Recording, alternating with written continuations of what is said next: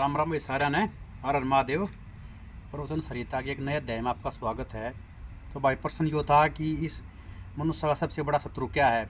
आसान शब्दों में समझो तो ये है कि भाई सब ने पता है यह चीज़। आप छोटी रामायण महाभारता या धार्मिक जितनी हमारी पुस्तक किताब ग्रंथ हैं सब में यह चीज़ लिखी हुई है कि ये संसार माया का बनावट है और इसमें तनिक भी सच्चाई नहीं है। सच्चाई जीवात्मा है, जो शरीर भी एकदम झूठ का बनावट नष्ट हो जाएगा। लेकिन हम इस चीज़ ने मान क्यों नहीं पा रहे। तो भाई वो है सबसे बड़ा शत्रु हमारा मन, मनुष्य का जो मन है हमारा, वो इस चीज़ में हमने मानने नहीं दे रहा। वो इस संसार में रम रहा है और यो आज तक नहीं रम रहा है, जन्म जन्मांतर तक रम रहा है। तो यह चीज़ पुरानी होगी क्योंकि जो है ना ये हमारा मन है जो जन्म जन्मांतर तक इस संसार में रम रहा है, तो उसको हटाने में भी टाइम लगेगा। कि मन से वो आपने सुना भी होगा, आजकल वायरल हो रहा है वो श्लोक कि मन से बड़ा बहरूपी न कोई, पल पल रचता स्वांगी निराले, माया मोह में उलझा रहे वो, जो पड़ जाए मन के पाले।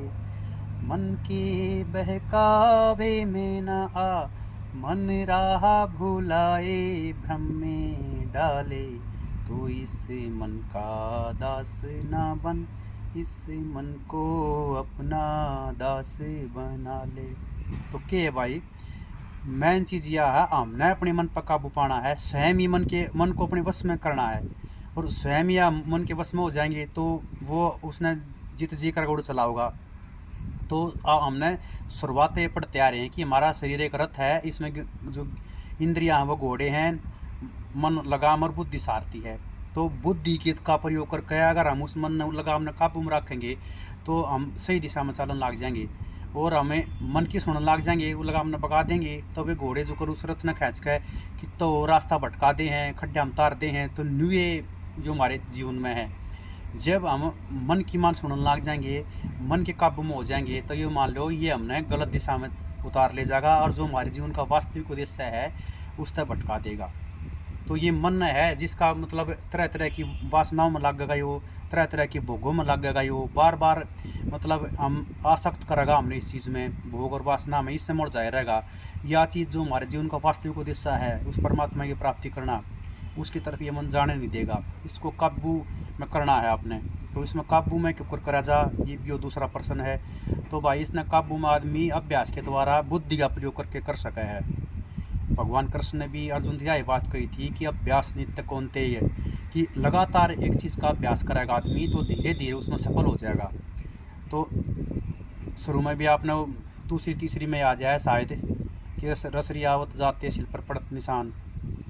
तो वही है भाई, बार बार अगर किसी चीज़ का हम अभ्यास करेंगे, बार बार किसी चीज़ ने करेंगे तो वो एक दिन उसमें मनुष्य सफल हो जाएगा। लेकिन सबसे पहले शुरुआत करनी होगी। और शुरुआत किस तरीके से करनी होगी, अपनी बुद्धि का प्रयोग करके इस चीज़ ने बार बार अपने मन में बताओ कि हमें परमात्मा का अंश है और इस जीवन का वास्तविक उद्देश्य भगवान की प्राप्ति करना है। इस भोग और वासना में फंस के जो जीव है जो हमारा, इसकी दुर्गति हम जन्म जन्मांतर तक करने लग रहे हैं। इस जो संसार रूपी चक्कर से बाहर निकलने का जो है तरीका है वो परमात्मा की शरणागति ही है। इसके बिना जब तक भगवान के शरण में आदमी सच्चे हृदय ना जाएगा, जब तक इस चीज़ में वो सफल नहीं हो पाएगा, क्योंकि वह परमात्मा की माया है, वह उसने सफल ना होने दे।